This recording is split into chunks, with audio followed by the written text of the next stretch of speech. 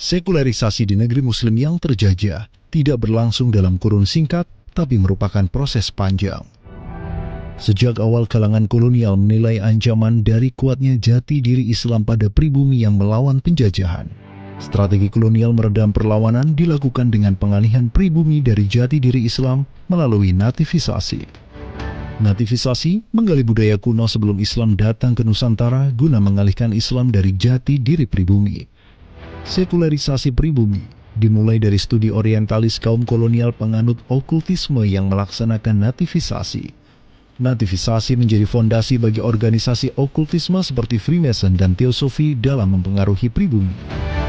Proyek nativisasi dirintis sebagai perang asimetris terhadap Islam sejak era Radermacher dan Raffles selaku Mason. Gaung mengagungkannya budaya Nusantara kuno dilanjutkan kaum Freemason dan Teosofi di era politik etis abad 20. Pada era politik etis, pendidikan kolonial mencemari pribumi dari ajaran sekuler yang menilai semua agama setara. Dampak merusak dari ajaran sekuler adalah tumbuhnya ikatan kemanusiaan yang lebih dominan dibanding agama. Ajaran sekuler merusak umat Islam sampai lebih meyakini dikotomi pribumi dan asing dibanding Muslim dan kafir. Sekularisasi mengacaukan determinasi jati diri Muslim dari keumatan Islam menjadi kebangsaan atau kemanusiaan. Pendidikan era politik etis membuat Freemason dan Teosofi mendapat tempat di kalangan pemuda elit pribumi. Banyak di antara pemuda pergerakan di awal abad 20 yang tergabung dan memiliki mentor dari organisasi Teosofi. Lamberton, yang juga sempat menjadi presiden Teosofi, juga pembina para pemuda yang mendirikan Budi Utomo di 1908. Elit pribumi binaan Teosofi tidak lagi memiliki jati diri Islam meski secara formal berasal dari kalangan Muslim. Pribumi yang dibina Freemason dan Teosofi menjadikan ajaran Hindu-Buddha sebagai acuan dan menghindari Islam. Kisah Hindu seperti Mahabharata dan Bhagavad Gita digandrungi pemuda Teosofi, sedangkan kaidah Islam dijauhi.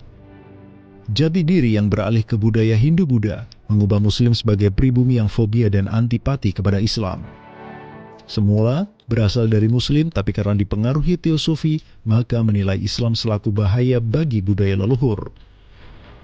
Kongres Pemuda yang selanjutnya dijadikan tonggak pemersatu Indonesia sebagai negara bangsa juga tidak lepas dari peran organisasi okultisme dengan fasilitas yang diberikan Freemason bagi terlaksananya perhelatan tersebut.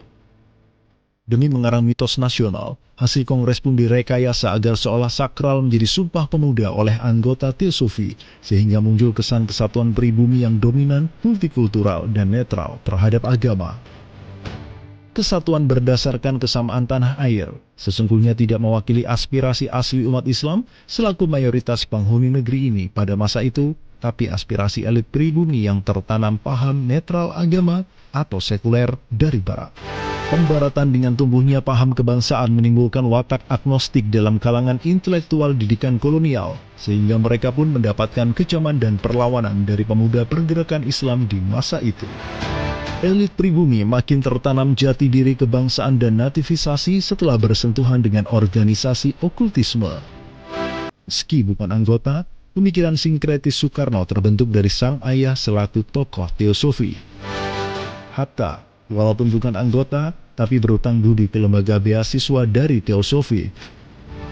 Bahkan ketua dan 3 tokoh yang pidato soal dasar negara di BPUPKI juga berkaitan dengan organisasi ini, sehingga pertumbuhan konstitusi syarat penolakan kepada Islam.